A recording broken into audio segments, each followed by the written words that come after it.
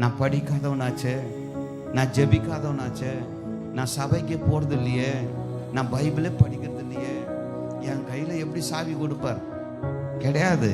நீ பாக்கியவான், உன்னை நம்பி கொடுத்துட்ட.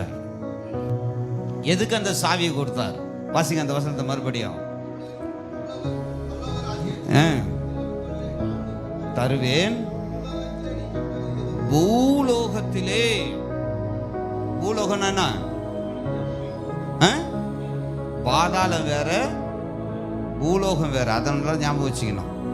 நாம என்ன பண்றோம்? பூலோகத்தில் சாவி போறதுக்கு முன்னாடி பாதாளத்தில் போட்டுக்கிறோம். ஆனால் தான் பிசாசு 1 போய் 9 ஆகுது. ஒரு பிரச்சனை போனா 10 வருது. பரலோகத்தின் ராஜ்யத்தின் திறவுகோலை தான் உங்க கையில கொடுத்திருக்கிறார்.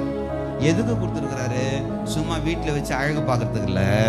நீங்கள் பூமியிலே எதை கட்டுவீர்களோ அது பரலோகத்திலும் கட்டப்பட்டிருக்கும்.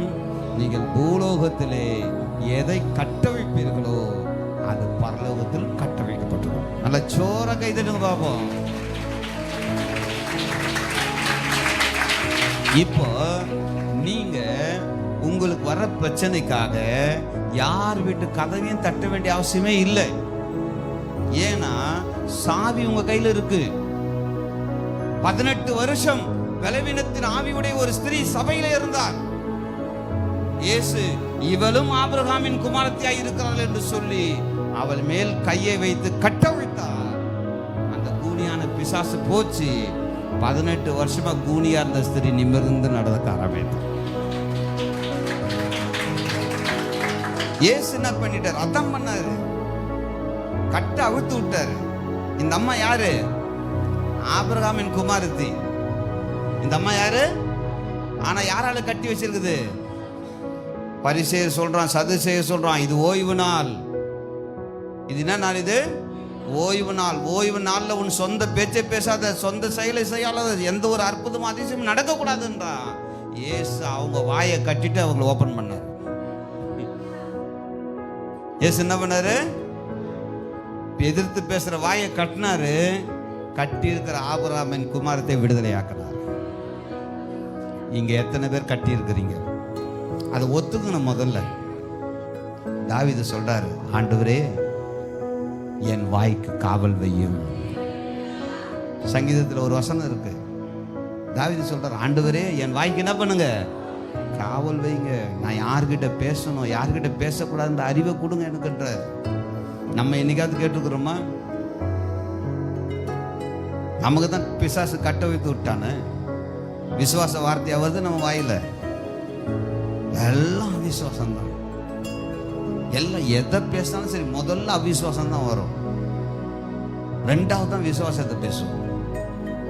ஆம் பிரியமானவர்களே, இன்றைக்கு கர்த்தருடைய ஆவியானவர் சொல்லுகிறார், அந்த 18 வருடம் சாத்தானால் கட்டப்பட்ட ஆபிரகாமின் குமாரத்தின் கட்டுகளை அறுத்தவர் இன்று நம் நடுவில் உலாவை கொண்டிருக்கிறார். நம் நடுவில் உலாவை கொண்டிருக்கிறார். நீங்க எதுல கட்ட, உங்களை சாத்தான் எதுல கட்டி வச்சிருந்தாலும் சரி, உன் கையை கட்டி வருமானம் வராமல் பண்ணியிருக்கானா? உன் வாயை கட்டி எதுவும் விசுவாச அறிக்கை சொல்ல விடாமல் பண்ணியிருக்கானா? உன் கண்ணை கட்டி ஆசீர்வாதத்தை பார்க்க விடாமல் பண்ணி வச்சிருக்கானா? உன் சிந்தையை கட்டி கடவுளை பற்றி ஒரு உணர்வே இல்லாத அளவுக்கு உன்னை பண்ணி வச்சிருக்கானா? உன் காலை கட்டி சபைக்கே வரவிடாமல் உன்னை பண்ணியிருக்கானா? இதெல்லாம் பிசாசு கட்டுதான். அதை முதல்ல நம்பணும். நீங்க நினச்சிக்கிறீங்க லேட்டாக வர்றதெல்லாம் சூழ்நிலை. பிரதர், அயன் கடைக்கு போன லேட் ஆயிடுச்சு, குளிக்க லேட் ஆயிடுச்சு, பவுடர் அடிக்க லேட் ஆயிடுச்சு, லிப்டிக் போட லேட் ஆயிடுச்சு, இப்படி நீ நினைக்கிற. கிடையாது, கிடையாது.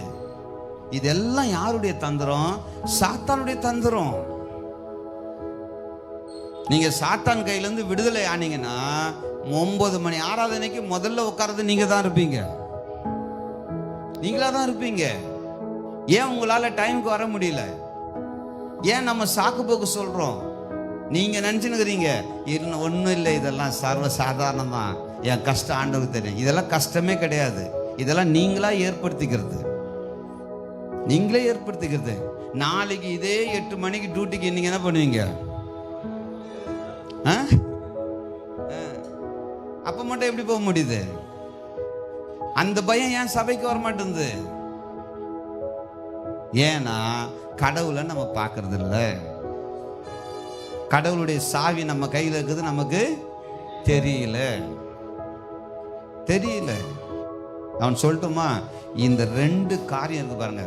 கட்ட வேண்டியதையும் கட்டவிழ்க்க வேண்டியதையும் நீங்கள் தெளிவாய் தெரிந்து கொண்டால் நம்மிலிருந்து இயேசுவின் வல்லமை வெளிப்படுவதை இந்த உலகம் காணும். 2 தெரிஞ்சுக்கணும். நான் இப்போ ஃபவுண்டேஷன் தான் சொல்லியிருக்கேன். கட்டவும் கட்டவிழ்க்க அதிகாரம் நம்ம கையில் இருக்குது. ஆனால் எதை கட்டணும்னு தெரியணும், எதை அவிழ்க்கணும்னு தெரியணும்.